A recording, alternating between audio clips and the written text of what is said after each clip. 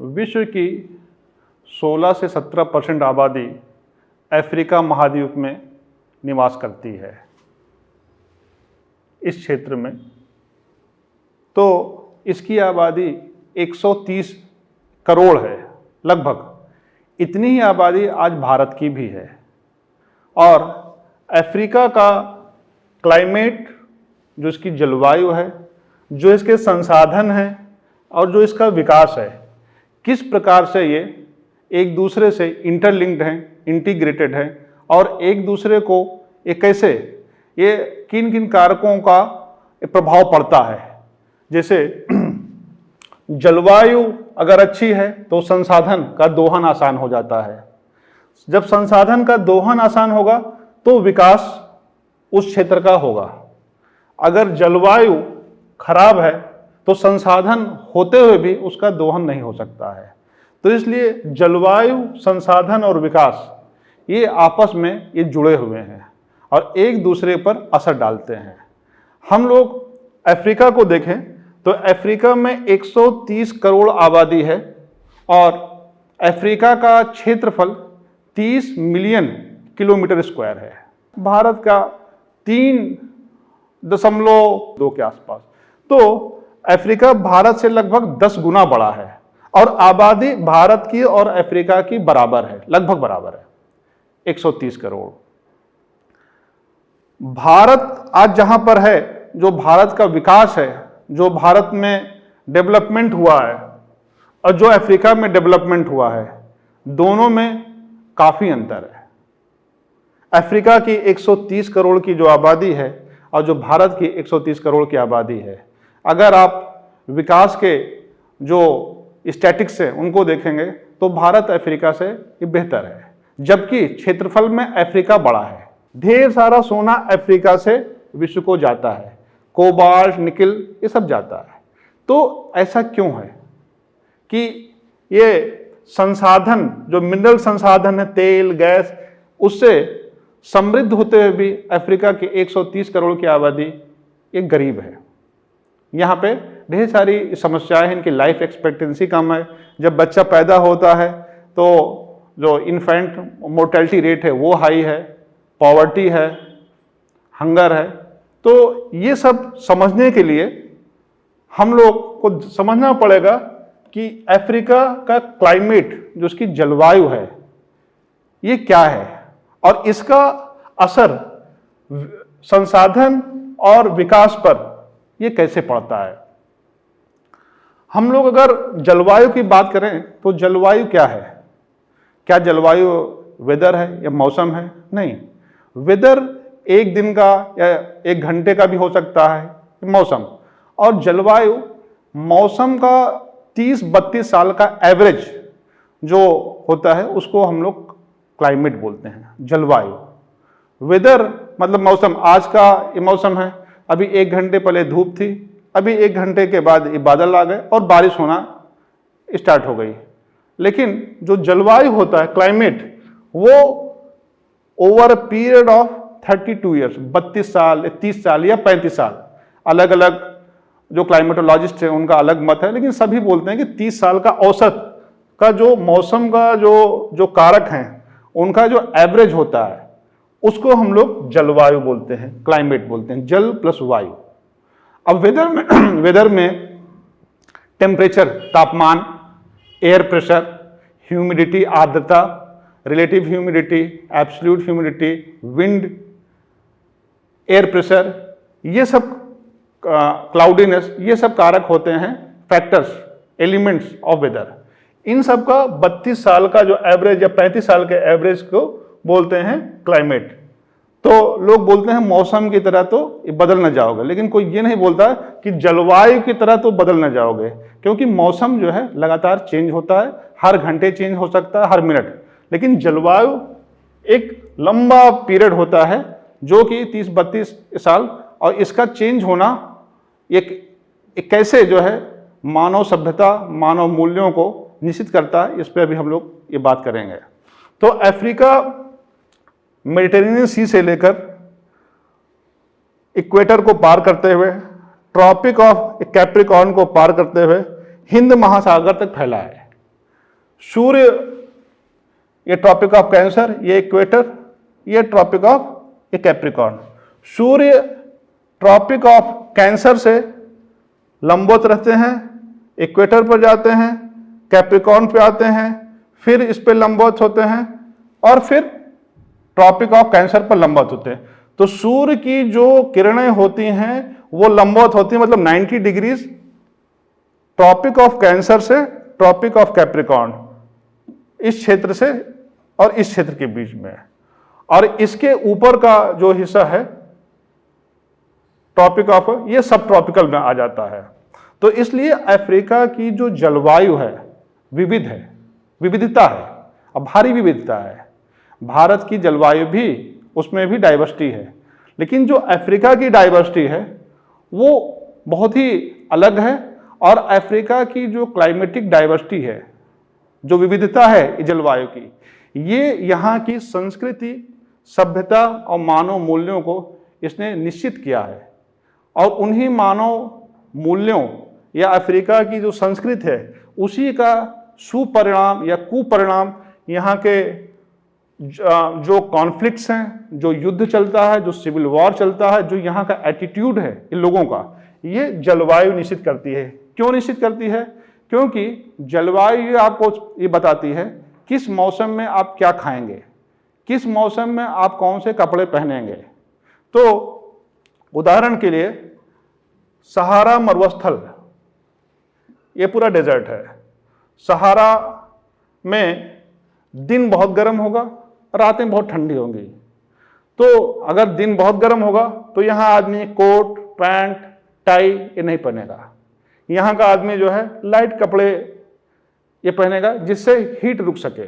और जब रात होगी तो वो आदमी कंबल या कुछ इस तरह का गर्म ओढ़ के सोएगा। तो यहाँ का जो पहनावा है, यहाँ का जो खान पान है, वो यहाँ की जलवायु निश्चित करती है या कर रही है। तो अफ्रीका में जो सहारा या डेजर्ट टाइप क्लाइमेट इसको बोलते हैं, ये जहाँ ये पूरा प्लस प्लस प्लस बना है, ये सहारा है, ये ईस्टर्न डेजर्ट है, ये फिर ये कालाहारी डेजर्ट है। तो ये अफ्रीका का ज़्यादा भाग मरुस्थल प्रकार की जलवायु से ये आच्छादित है। तो ये जो डेजर्ट टाइप का क्लाइमेट है, सहारा विश्व का ही सबसे बड़ा हॉट डेजर्ट है। हॉट मतलब गर्म मरुस्थल। और सबसे बड़ा विश्व का मरुस्थल अंटार्कटिका।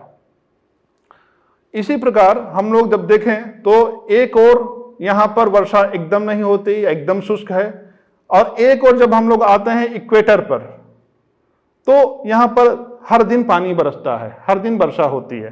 ये ग्रीन बेल्ट देखें, और वर्षा का सुपरिणाम है कि यहाँ पर इक्वेटोरियल एवरग्रीन रेन फॉरेस्ट, जो कि सदाबहार भूमध्य रेखीय वन पाए जाते हैं। और इनके कारण यहाँ पे ढेर सारी लाइफ, बायोडाइवर्सिटी, जैव विविधता भी मिलती है। तो यहाँ पे इक्वेटोरियल टाइप का क्लाइमेट होता है, वो इक्वेटर के सहारे है। तो इक्वेटर के सहारे जो ये फैला है, तो एक और आप देखें ये मरुस्थल है, यहाँ वर्षा एकदम कम होती है, यहाँ पर वर्षा बहुत ज़्यादा होती है।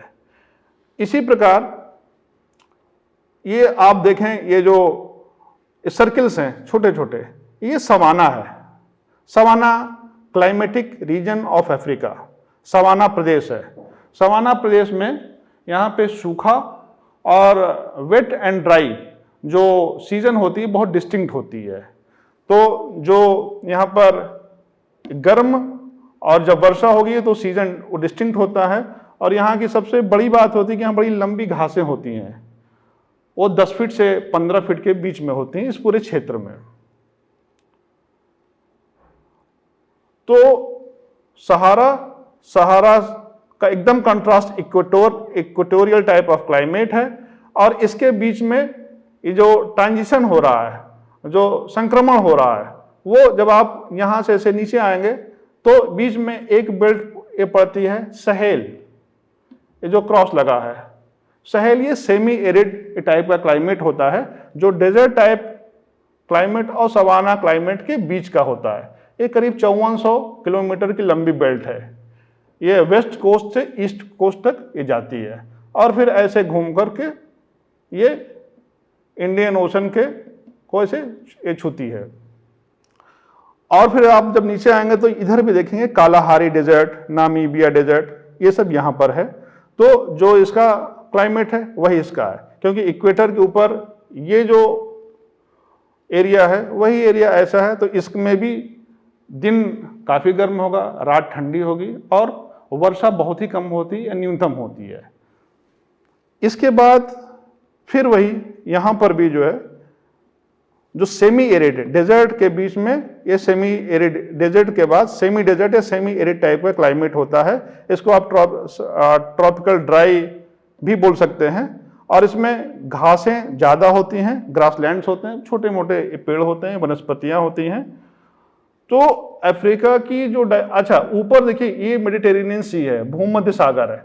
तो अफ्रीका के जो ऊपर के देश हैं यूरोप के, इनका क्लाइमेट मेडिटेरेनियन क्लाइमेट है। उसी प्रकार अफ्रीका का ये हिस्सा है, इस पर मेडिटेरेनियन क्लाइमेट का असर होता है। यहाँ पे भूमध्य सागर जलवायु होती है यहाँ पर और यहाँ पर साउथ अफ्रीका के पास। तो भूमध्य सागर जो जलवायु होती है उसमें वर्षा जाड़े में होती है, उसमें गर्मी में नहीं होती है। और जब आप देखेंगे इथोपिया या यहाँ पर ये जो कोस्ट है स्वाहिली कोस्ट, जब से देखेंगे तो इस पे मानसून की वर्षा होती है। मानसून मतलब गर्मी में, जून से सितंबर तक के पीरियड में ये पानी बरसेगा। इस पीरियड यहाँ पर और मेडागास्कर में भी मानसून का असर होता है।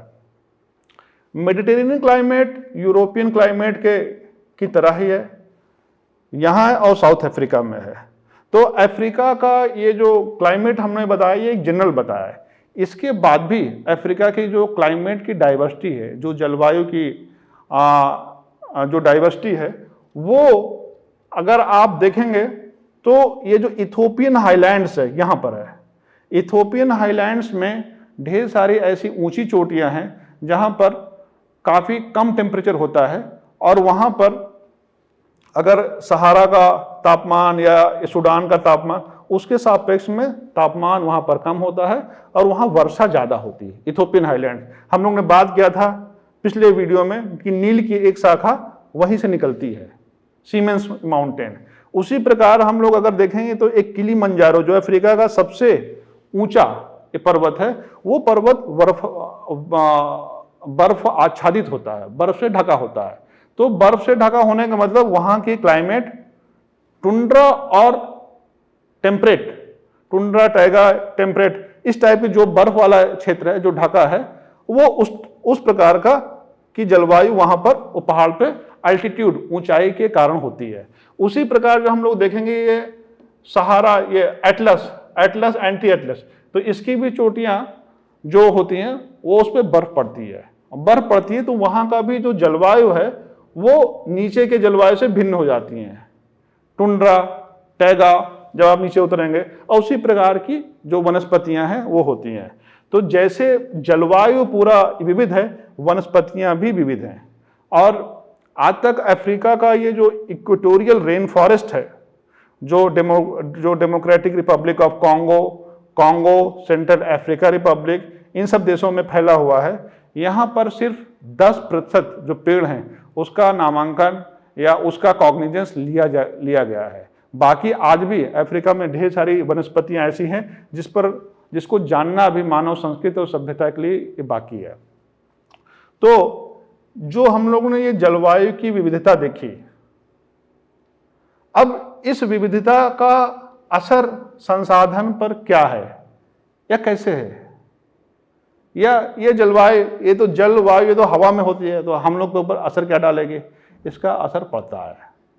इसका असर हम बताएंगे अभी कि मतलब कि जो हमारी मूल्य संस्कृति है वो जलवायु निश्चित करती है। सहारा की जो जनजाति है, जो pygmy democratic republic of Congo के हैं, इन दोनों के जो जीवन में अंतर है, रहने खाने, उसमें जलवायु का ही अंतर है। जैसे कीनिया में एक है मसाई ट्राइब, तो मसाई ट्राइब है, वो घुमक्कड़ जनजाति होते हैं, और उनकी जो उनका रहन सहन है उसको जलवायु ने निश्चित किया है। वो घूमते हैं जहां पे घास होती है, अपने जो उनके जेबू कैटल्स होते हैं उसको लेके जहां पर पानी बरसता है, घास हो जाती है, वहां पर जाते हैं, और जब उनके जानवर घास खा लेते हैं तो दूसरी जगह। उसी प्रकार नाइजीरिया है, नाइजीरिया में यहाँ पर, नाइजीरिया एक देश है, यहाँ पर भी कुछ जनजातियां घुमक्कड़ होती हैं जो देखती हैं कि यहाँ पर वर्षा हुई, घास हो रही है, हरियाली हो गई, तो वो वहाँ पर वो जाएंगे। और कुछ वहाँ पे हैं जैसे कि हौसा और ट्राइब, जिनके पास है तो वो सेडल्ट, वो मतलब वो सेडेंट्री उसको बोलते हैं, मतलब उसमें वहाँ पर वो लोग निवास करती हैं और प्रॉपर खेती वो करती हैं। और यहाँ की एक ट्राइब होती है फुलानी नोमैडिक हर्डिंग करती है। वो जलवायु देखती है, जहाँ पर पानी बरस रहा है, जहाँ घास हो रही है, अपने जानवरों को, अपने लोगों को लेकर वहाँ पे वो लोग जाते हैं। तो इस तरह अफ्रीका में ज़्यादातर प्रिमिटिव ओरिजिन के लोग यहाँ पर ये पूरा रहे हैं, इनका इतिहास रहा है। और अफ्रीका माना जाता है कि अफार ट्रायंगल से, यहीं से मानव जनजाति की उत्पत्ति हुई है।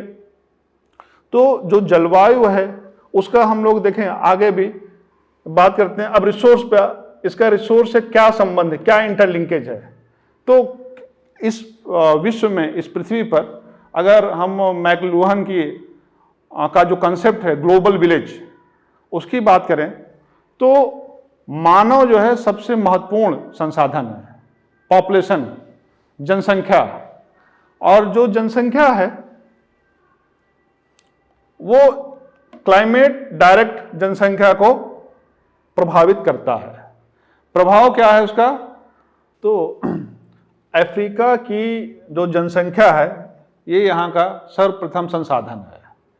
यहाँ की जनसंख्या यहाँ के लिए तो संसाधन है ही है, और अगर आप इतिहास में 300-400 साल पीछे जाएं तो यहाँ पर इस संसाधन का दुरुपयोग भी होता था। और दुरुपयोग करने वाले लोग कौन होते थे?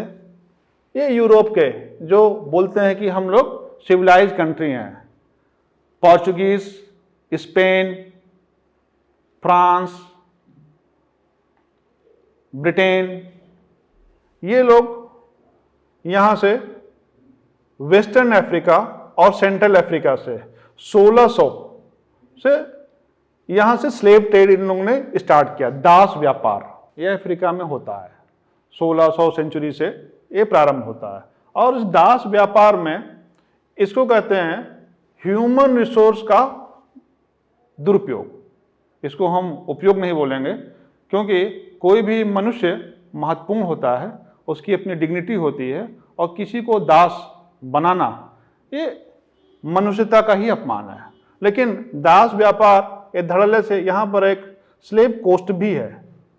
और सेंट्रल अफ्रीका और वेस्टर्न अफ्रीका से पोर्चुगल, स्पेन, फ्रांस, ब्रिटेन, इन लोगों ने स्लेव ट्रेड स्टार्ट किया। लोगों को बंधक बनाते थे।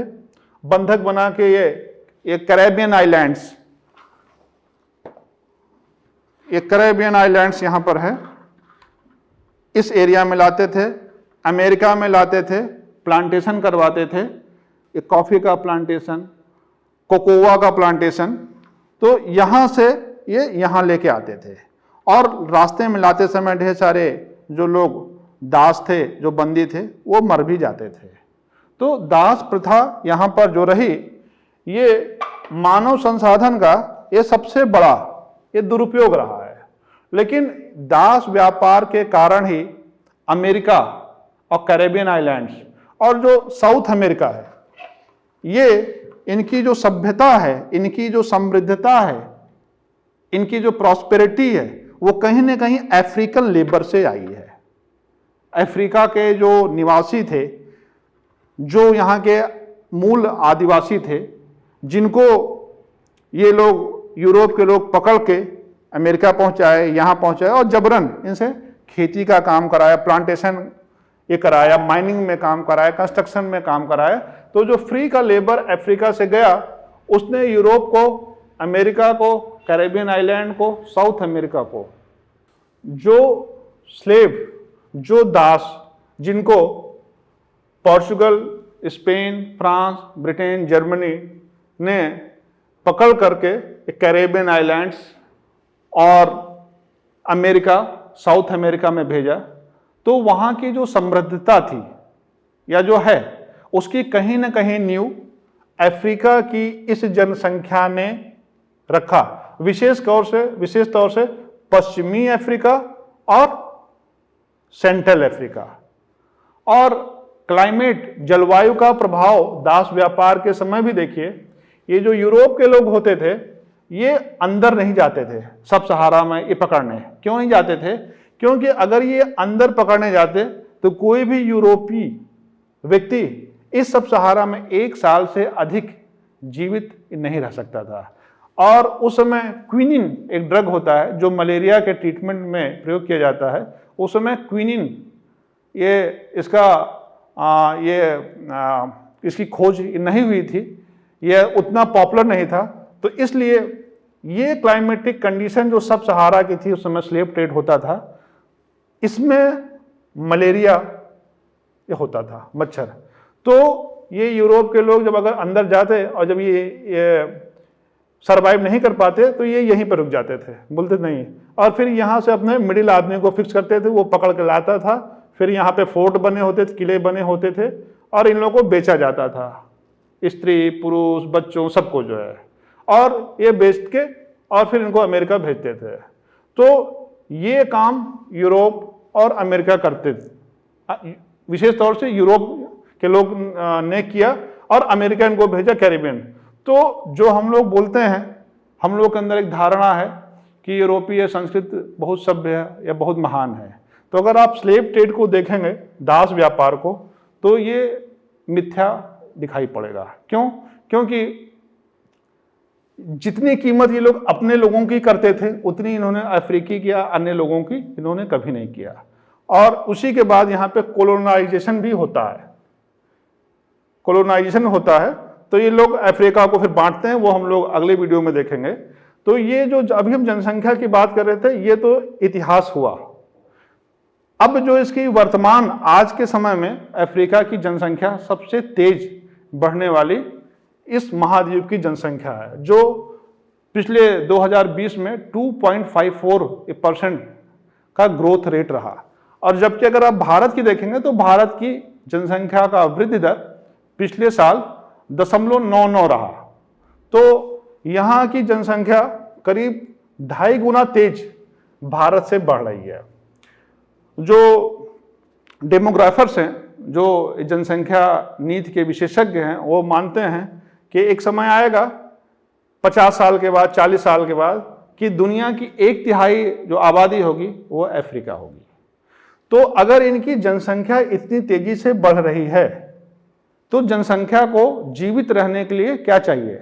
खाना चाहिए। खाना कहाँ से आता है? वो कृषि से आता है।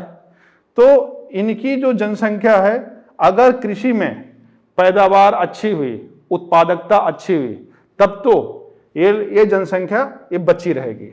अन्यथा भूखमरी के कारण जो है ये लोग यहाँ पर मृत्यु की जो दर है वो बढ़ जाएगी, लोग मरने भी लगेंगे। क्योंकि आबादी सिर्फ बढ़ने से वो जीवित नहीं रहेगी, उसको खाना चाहिए, उसको बिजली चाहिए, उसको संसाधन चाहिए, उसको इंफ्रास्ट्रक्चर चाहिए विकास के लिए।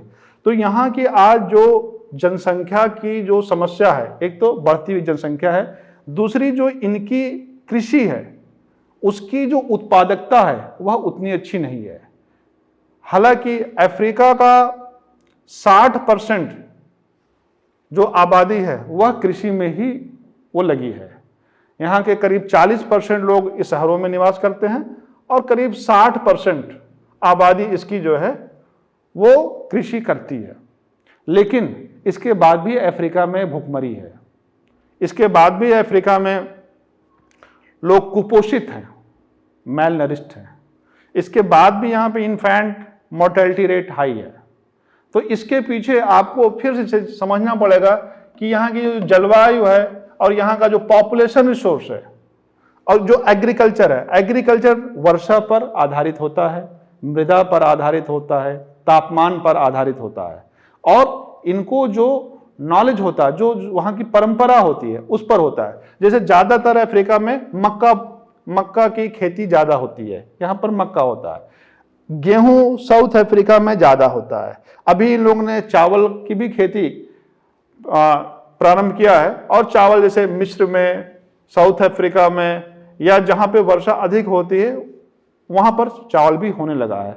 लेकिन यहाँ की अभी जो कृषि है उसकी उत्पादकता काफी कम है। इसके कारण इनके पास पर्याप्त अनाज अभी नहीं है। और इसके साथ एक और समस्या है कि जैसे भारत में जो किसान होता है वो खेती भी करता है और वो कुछ पशुओं का पालन भी करता है, तो उससे उसको दूध, दही, घी ये सब मिलता है। लेकिन यहाँ पर ऐसा नहीं है। यहाँ पर जो जनजाति, जो नोमैडिक लोग हैं वो खेती नहीं करते हैं। जैसे कि मसाई ट्राइब है कीनिया की, मसाई ट्राइब खेती नहीं करती है, जेबू कैटल्स को पालती है। वो लोग अपने जानवर को मारते नहीं हैं, वो मांस नहीं खाते हैं, लेकिन वो जानवरों का खून पीते हैं और दूध पीते हैं। इसी प्रकार कीनिया में जो किकियू ट्राइब है, तो किकियू ट्राइब वहां पर कृषि करती है लेकिन वो जानवर नहीं पालती है। तो इसके कारण जो वहां के किसान हैं उनकी जो आय है वह उतनी अच्छी नहीं होती है और उनकी उत्पादकता भी उतनी अच्छी नहीं होती है। परिणाम स्वरूप अफ्रीका में कृषि तो है, यहाँ की 6% भूमि कृषि के योग्य है। 6% मतलब होगा 1.8 मिलियन स्क्वायर किलोमीटर। इसके सापेक्ष में अगर आप इसकी तुलना भारत से करें तो भारत में करीब 1.5 या 6 मिलियन किलोमीटर स्क्वायर कृषिएतर भूमि है। तो जो कृषिएतर भूमि यहाँ अफ्रीका में ज्यादा है, आबादी उतनी है, फिर भी यहाँ खाने का अकाल है। हमारे यहाँ भारत देश में कृषिएतर भूमि का प्रतिशत कम है, आबादी उतनी है, फिर भी हमारे यहाँ उतनी समस्या नहीं है जितना समस्या अफ्रीका में है। अफ्रीका में भुखमरी है। क्यों है? इसका कारण क्या है? इसका कारण है यहाँ की, फिर से आएंगे, यहाँ की एक तो जलवायु, और यहाँ जो मानव इस जलवायु ने जो संस्कृत और मूल्य बनाए हैं, या जो संस्कृत मूल्य इन्होंने यूरोप और अमेरिका के लोगों से जिनसे इनका इंटरेक्शन हुआ है उनसे जो सीखे हैं। जो जनसंख्या कृषि में है उसकी आय उतनी अच्छी नहीं है, उसकी उत्पादकता उतनी अच्छी नहीं है।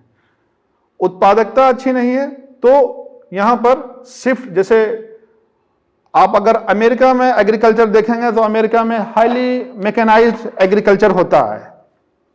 यहां पर यूरोप में देखेंगे तो इनके पास जमीनें कम हैं लेकिन ये बहुत हाईली मैकेनाइज्ड इंटेंसिव एग्रीकल्चर करते हैं जिसमें अधिक उत्पादकता, अधिक फायदा होता है।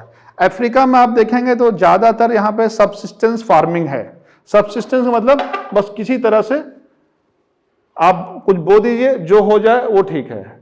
और यहाँ पर ज्यादातर जंगलों को काटते हैं, फिर खेती करते हैं, फिर वो जब उत्पादकता जमीन की घट जाती है तो उत्पादकता घटने के बाद उसको छोड़ देते हैं और दूसरी जगह वो किसान शिफ्ट वो करते हैं।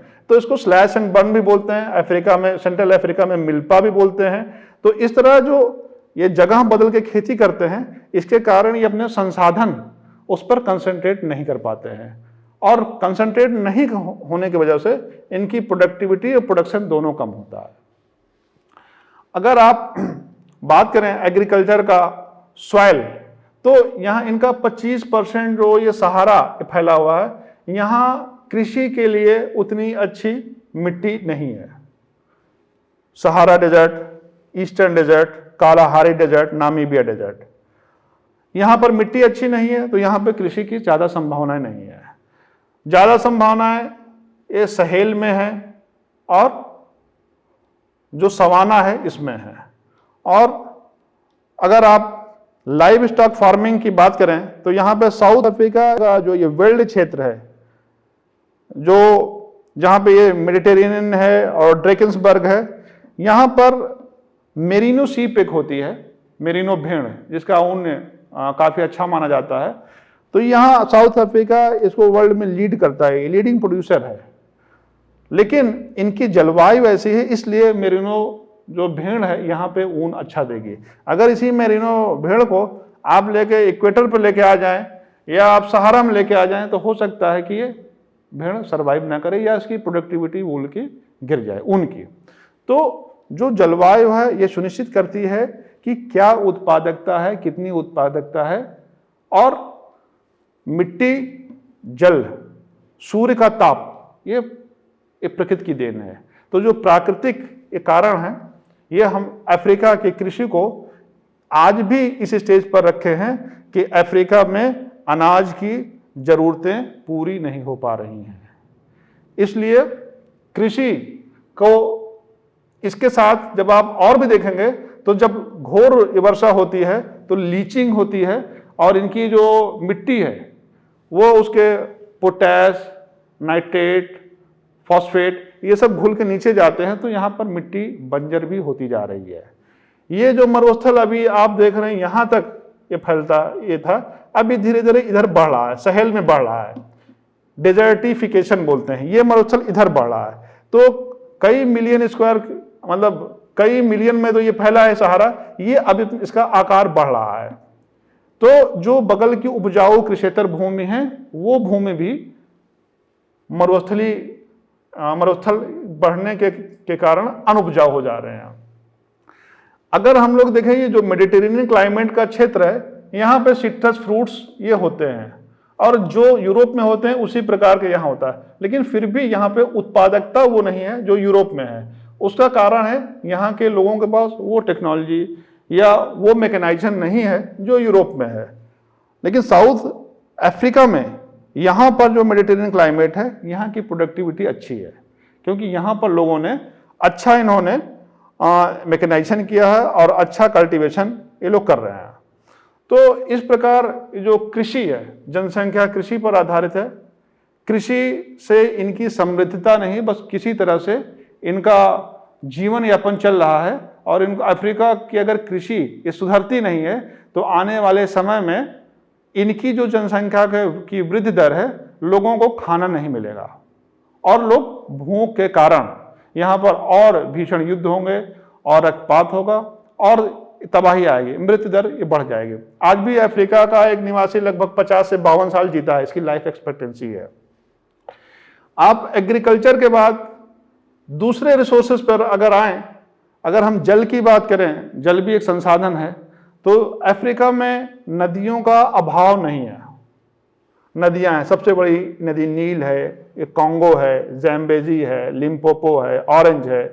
इसके साथ ढेर सारी वर्षा होती है। इसके साथ जो ये ग्रेट रिफ्ट वैली है, इसमें जल lake Victoria, lake Tanganyika, lake Malawi, lake Nyasa, lake Edward, lake Albert. तो जल का अफ्रीका में अभाव नहीं है, लेकिन जो जल का डिस्ट्रीब्यूशन है कहाँ कहाँ है वो वेरी करता है। इसी कारण जो यहाँ की पॉपुलेशन है, जो जनसंख्या है, वो उस जल स्रोत के किनारे ज़्यादा रहती है। जैसे कि मिस्र में जो नील का डेल्टा है, नील के डेल्टा के पास आबादी, जो जनसंख्या, इसकी सघनता ज़्यादा है, इसकी सघनता ज़्यादा है। नाइजर, जो ये नाइजीरिया में ये रिवर नाइजर का जो डेल्टा है, जो पोर्ट सिटीज़ हैं, जो कैपिटल सिटीज़ हैं, जो सुटेबल क्लाइमेटिक एरियाज हैं मेडिटेरेनियन का इधर में, तो यहाँ पे जनसंख्या का कंसंट्रेशन ज़्यादा है। यहाँ पर डेवलपमेंट के आसार भी उतने अधिक भी हैं और उतने हैंडीकैप्ड भी हैं। ये अभी हम लोग इस पे भी ये बात करेंगे। जो ये अब आप अगर कुछ कंट्रीज का एग्जांपल लें, जैसे इजिप्ट है, इजिप्ट सहारा डेजर्ट में ज़्यादातर लोकेटेड है, लेकिन नील नदी है, तो नील का जो पानी है वो कपास की खेती, चावल की खेती इत्यादि में प्रयोग होता है। इससे नील समृद्ध हो गया है। कायरो पोर्ट, अलेक्जेंड्रिया पोर्ट जो अलेक्जेंडर के नाम पर है, तो यहाँ पर जो पॉपुलेशन की डेंसिटी है उसको यहाँ की जल के द्वारा जो कृषि होती है भोजन मिल जाता है। इसी प्रकार अगर आप साउथ अमेरिका में देखें, यहाँ भी मिल जाता है। तो ये जो कंसंट्रेशन ऑफ पॉपुलेशन है, जहां पर आबादी ज्यादा होती है, वहां पर आपको इंडस्ट्री के लिए, मैन्युफैक्चरिंग के लिए लेबर आपको वहां पर चीप मिल जाएंगे, सस्ते लेबर मिल जाएंगे। और जहां आबादी कम होती है वहां पर कोई भी विकास लेबर के अभाव में हो पाना संभव नहीं है। लेबर भी एक संसाधन है, जनसंख्या भी। कृषि के बाद आता है मिनरल अफ्रीका जो है मिनरल खनिज के मामले में ये बहुत ही समृद्ध है।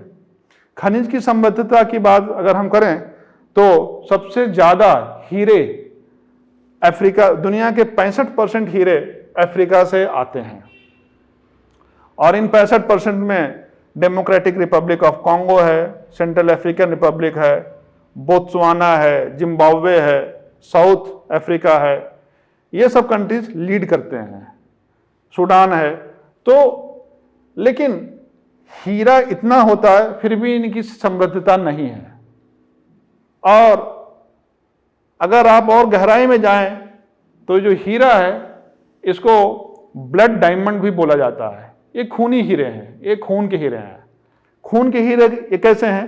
क्योंकि जैसे सियरा लियोन है, सियरा लियोन एक कंट्री है अफ्रीका के वेस्टर्न कोस्ट पर, यहाँ पर जो हीरे होते हैं उनका इलीगल स्मगलिंग या उनको बेचा खरीदा जाता है, उससे जो धन आता है वो सरकार के खिलाफ युद्ध करने में या वहाँ के समाज के खिलाफ युद्ध करने में बंदूकें खरीदते हैं, गोलियां खरीदते हैं, बारूद खरीदते हैं, मिलिटेंट्स को पैसा देते हैं। तो उसके कारण, हीरों के कारण जो धन आता है उससे लोगों की हत्या, बलात्कार, ये सब होता है। यहाँ पर भी डेमोक्रेटिक रिपब्लिक ऑफ कॉन्गो में भी, जिम्बाब्वे में भी, अंगोला में भी, सूडान में भी। तो इसको बोलते हैं ब्लड डायमंड, हॉट डायमंड या ब्राउन डायमंड। मतलब ये हीरे, इसके कारण यहाँ पे खून होता है, अफ्रीका में हिंसा बढ़ती इसके धन से। तो 65% हीरा पैदा करने वाला अफ्रीका हीरे के पैसे के कारण रक्तपात से पीड़ित है। तो ये कहीं ना कहीं अफ्रीका की संस्कृति, सभ्यता और मूल्यों का भी इसमें रोल है कि लोग जब धन पाते हैं तो उस धन का प्रयोग विकास में ना करके, लोगों को भोजन ये करवाने में ना करके, बंदूक खरीदने में ये प्रयोग करते हैं। और जो दूसरे ग्रुप के लोग होते हैं उनसे लड़ते हैं, उनके बच्चों को मारते हैं, उनकी औरतों को मारते हैं, उनको मारते हैं। तो ये ब्लड डायमंड का, इस पर एक मूवी भी बनी है और ये विश्व में काफ़ी ये चर्चा में रहा है। और इस ब्लड डायमंड को रोकने के लिए फिर एक 2000 में एक बैठक होती है किम्बरले में, साउथ अफ्रीका में, किम्बरले सर्टिफिकेशन प्रोसेस, कि कोई भी हीरा होगा तो उसको तभी अंतर्राष्ट्रीय जो बाजार है उसमें बेचा जाएगा जब वो किम्बरले सर्टिफिकेशन प्रोसेस के थ्रू गुजरा होगा। तो किम्बरले में जैसे बड़ी बड़ी कंपनियां हैं, उनका बोलना है कि जो अफ्रीका रक्तपात, खून, हिंसा को बढ़ावा देता है उसको ना खरीदा जाए। लेकिन ये निश्चित कर पाना बड़ा मुश्किल है कि कौन सा हीरा जो आप पहनते हैं अपनी शादी में, जिसकी आप रिंग लेते हैं, उससे रक्तपात हुआ है या नहीं हुआ है। उदाहरण के लिए एक देश है सेंट्रल अफ्रीका रिपब्लिक और यही कॉन्गो है। तो कॉन्गो के छोटे छोटे बच्चे हैं 15 साल के, ये लोग यहाँ पे आर्टिजियंस माइन होते हैं, दिन भर लेकर हीरे को ढूंढते रहते हैं और हीरे को ढूंढते हैं, एक आदमी बैठा रहा तो उसको ला के देते हैं, वो आदमी फिर और किसी एजेंट को देता है, वो एजेंट फिर लेके डेमोक्रेटिक रिपब्लिक ऑफ कॉन्गो में आएगा और कॉन्गो में उसको किम्बरले सर्टिफिकेशन प्रोसेस के तहत सर्टिफाई ये करवाएगा, फिर ये अंतर्राष्ट्रीय बाजार में ये हीरे निकल जाएंगे जो है। तो किम्बरले जो प्रोसेस है सर्टिफिकेशन का, यह कुछ हद तक तो कंट्रोल किया है, लेकिन आज भी जो हीरों की चमक है वो अफ्रीका को प्रकाशित नहीं कर पा रही है। दुनिया को उसका प्रकाश मिल रहा है, लेकिन आज भी अफ्रीका में हिंसा, रक्तपात ये बना हुआ है। तो हीरो के कारण अफ्रीका में अमीरी नहीं, यहाँ पे गरीबी है। ये बहुत बड़ा पैराडॉक्स है। और हीरो का जो पैसा आता है उसके कारण यहाँ पे ट्रांसनेशनल मिलिटेंट एक्टिविटीज, जैसे अभी आपने सुना था बोको हरम का नाम सुना, अल कायदा का, या और जो ये टेररिस्ट एक्टिविटीज या साउथ सूडान और ये सूडान में जो वॉर हुआ था, तो इसी धन से इसको ये पोषित होता है। ये हिंसा, ये जो जंग होती है, इसी पैसे से इसको मतलब हीरो के पैसे से ये लोग प्रयोग करते हैं इस जंग में। तो हीरे का उत्पाद अच्छा, पिछले साल रशिया और ऑस्ट्रेलिया के बाद डेमोक्रेटिक रिपब्लिक ऑफ कॉन्गो ने सबसे ज्यादा हीरे एक कैरेट में पैदा किया। लेकिन फिर भी डेमोक्रेटिक रिपब्लिक ऑफ कॉन्गो बहुत गरीब है। आप इसका कोई भी इंडिकेटर देखेंगे, यहाँ मतलब यहाँ HIV, एड्स, भुखमरी, मलेरिया, ये सब है। यहाँ के जो लाइव स्टॉक हैं लाइव स्टॉक मतलब यहाँ के जो ये पशु हैं वो भी विकसित नहीं है। तो इतना हीरा होने के बाद, इतना सोना, इतना कोबाल्ट, इतना कॉपर होने के बाद भी ये लोग आज भी एक गरीबी से जूझ रहे हैं। और वही हाल अफ्रीका, सेंट्रल अफ्रीका के कई देशों का है।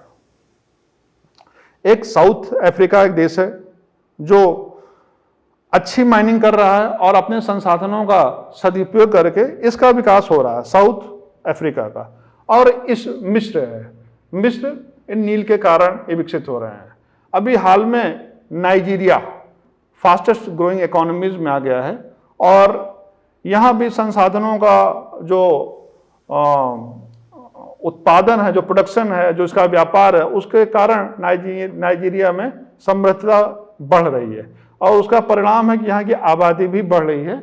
लेकिन यहाँ विकास हो रहा है, यहाँ विकास हो रहा है, साउथ अफ्रीका में विकास हो रहा है, इजिप्ट में विकास हो रहा है, मोरक्को में भी विकास हो रहा है। तो इन सब का जो विकास है वो यहाँ के संसाधन के कारण हो रहा है, लेकिन उसके पीछे इनके अपने मूल्य हैं। यहाँ पर जब वो धन मिलता है तो युद्ध शुरू हो जाता है, यहाँ अंगोला में, जिम्बाब्वे में, सिएरा लियोन में। लेकिन जब यहाँ मिलता है तो उसको सरकार अच्छे रूप में इन्वेस्ट करती है तो युद्ध नहीं होता, शांति होती है। जैसे रामायण में भी एक पंक्ति तुलसीदास जी ने लिखा है, जहां सुमति तहाँ संपत्ति नाना। तो जहां पे सुमति होती है वहां पे ढेर सारा विकास होता है, और जहां सुमति विपद निधाना, जहां पे डिसेंशन होता है, कॉन्फ्लिक्ट होता है, वहां पे पॉवर्टी। तो रिसोर्सेस में लीड टू डेवलपमेंट और में हिंडर डेवलपमेंट। संसाधन से विकास होता है, यह सत्य नहीं है। संसाधन कई बार विकास रोकता भी है। अफ्रीका के केस में इनका हीरा, घाना में पैदा होने वाला सोना इनके विकास में सहायक सिद्ध नहीं हो रहा है। अगर हम और संसाधनों की बात करें तो अफ्रीका आजकल इसलिए भी बहुत चर्चा में है कि यहां पेट्रोलियम, हाइड्रोकार्बन, नेचुरल गैसेस के अपार भंडार पाए गए हैं। उसमें से एक देश है लीबिया। लीबिया के पास सबसे ज्यादा तेल का रिजर्व है। लीबिया में कुछ वर्ष पहले आपने सुना होगा कि यहाँ के तेल के कुएं में आग लग गई थी और यहाँ के इनके तानाशाह थे मोहम्मद गद्दाफी, वो मारे गए, अब नहीं रहे। Nigeria, Algeria, Angola, Sudan, south Sudan, ये सब कंट्रीज हैं जहां पर कैमरून, चाड, कोट डिआइवरी, तो ये पूरा तेल का क्षेत्र है। पश्चिम अफ्रीका, नॉर्दर्न अफ्रीका, ये सूडान और साउथ, तो तेल और गैस का निर्यात यहां से अब हो रहा है। नाइजीरिया तेल और गैस का निर्यात यहां से शुरू हो गया है। यहां पर पहले जो यूरोप के लोग थे, इन्होंने एक इनसे संधि किया था, अफ्रीका के 54 जो देश थे, एक लोम कन्वेंशन था। लोम कन्वेंशन में यूरोप के लोग कहते थे कि अगर आपके यहाँ कोई संसाधन पाया जाएगा तो उसको पहले प्रेफरेंस पे यूरोप रहेगा। तो बहुत सालों तक लोम कन्वेंशन के इनके जो खनिज हैं, इनके जो तेल हैं, जो हाइड्रोकार्बन है, यूरोप के लोग उस पर उनका फर्स्ट प्रेफरेंस था। बाद में अमेरिका बोला आप सारा क्यों लेते हो, हम भी, मेरा भी अधिकार है। जापान आया, जापान बोला हम भी लेते हैं। तो फिर सब लोग बोले नहीं हमारा है। फिर इन लोगों ने ओपेक जो एक ग्रुप है, जैसे नाइजीरिया उसका हिस्सा है, तो जब जब तेल की कीमतें बढ़ती हैं तो ये लाभान्वित होते हैं।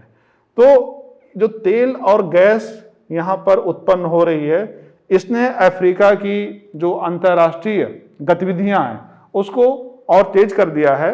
और तेल और गैस को निकालने के लिए यहाँ पर ढेर सारे विदेश के देश वो पैसा अब इन्वेस्ट कर रहे हैं।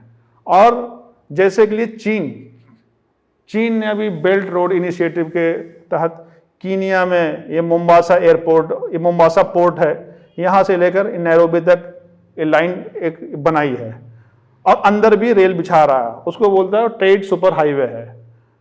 और फेसबुक, गूगल, ये सब भी कंपनी यहाँ पर अपना नेटवर्क ये पूरा फैला रही हैं और अफ्रीका में लगातार इन्वेस्टमेंट हो रहा है। इन्वेस्टमेंट हो रहा है कि यहाँ का जो तेल है, यहाँ की जो गैस है, वो उन देशों को मिले जहां पर आबादी बढ़े। जैसे चीन इस समय यहां का तेल और गैस प्रयोग कर रहा है, और अमेरिका भी, यूरोप भी। अफ्रीका का तेल और गैस, यहां की 530 मिलियन आबादी है जिसको बिजली नहीं मिलती है। यहां का तेल और गैस यूरोप को के जो फैक्ट्री हैं, अमेरिका की जो फैक्ट्री हैं, चीन की जो फैक्ट्री है, उसको ये चला रहा है। वहां के लोग इनके तेल से अपनी कार चला रहे हैं, और यहां के लोगों को अपनी बिजली तक नहीं मिलती है। तो ये इनके संसाधन, इनकी जो सरकारें हैं उसको तो समृद्धता दे रहे हैं, लेकिन यहाँ का जो समाज है, उस समाज में जो विकास है वह यहाँ से यहाँ तक असमान है, इनइक्विटेबल है। विविधता है, डाइवर्सिटी है, रिसोर्सेज की डाइवर्सिटी है, उससे अधिक विकास की डाइवर्सिटी है। तो जो डेवलपमेंट के फैक्टर्स हैं वो अफ्रीका में क्लाइमेट के साथ और रिसोर्स के साथ ये वैरी करते हैं, और इनकी जो मूल्य हैं, सबसे अधिक महत्वपूर्ण मूल्य होता है। क्योंकि अगर आपके संस्कार अच्छे हैं, आपके मूल्य अच्छे हैं, तो आप कम पैसे में भी अधिक अच्छा काम कर सकते हैं। लेकिन आपके मूल्य अच्छे नहीं हैं, दूषित हैं, तो आप अधिक पैसे में भी खाली भ्रष्टाचार ये पनपेगा। अफ्रीका को एक भ्रष्टाचार का जो मूल्य इन्होंने सीखा, अफ्रीका के लोगों ने, वो यूरोपियों से सीखा। यूरोप के लोग जब इनको कॉलोनाइज किए थे, जब इनको गुलाम बनाए थे, तो सेकेंड वर्ल्ड वॉर के बाद यूरोप के लोग इनको छोड़कर गए। लेकिन जो भ्रष्टाचार है, जो करप्शन है, वो इनको देकर गए। तो इसीलिए जब भी ये तेल कोई यहाँ बिकता है या हीरा बिकता है, तो यहाँ के जो संभ्रांत लोग होते हैं उसको लेकर रख लेते हैं। अंडर पेड लेबर्स होते हैं। यहाँ की 41% जनता 15 साल से कम है।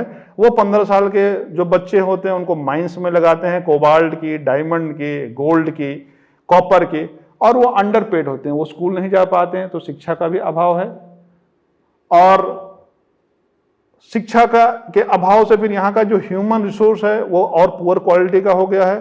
तो इसलिए जो अफ्रीका का जो ये डेवलपमेंट पैराडॉक्स है, diverse climate, rich resource, poor development, उसकी ये कहानी है, उसका ये इतिहास है। यूरोप उसका एक बहुत बड़ा कारक और कारण रहा है, और अफ्रीका की जो जलवायु है, ये फिर से हम इसको बताना चाहेंगे कि जब यहाँ के देशों का बंटवारा हो रहा था, तो आप देखिए सीधी लाइन खींचा गया है इजिप्ट के लिए, फिर ये सीधी लाइन। तो ये जो बंटवारा है, इस बंटवारे में जलवायु को ध्यान में नहीं रखा गया, जो वहाँ की ट्राइब्स हैं, उनकी संस्कृति, उनकी भाषा को ध्यान में नहीं रखा गया। तो आज भी ये परिणाम स्वरूप यहाँ पर युद्ध की स्थिति कई देशों में बनी है, जिसके कारण विकास का पहिया उस गति से नहीं घूम रहा है, और कई बार उल्टा भी घूम जाता है।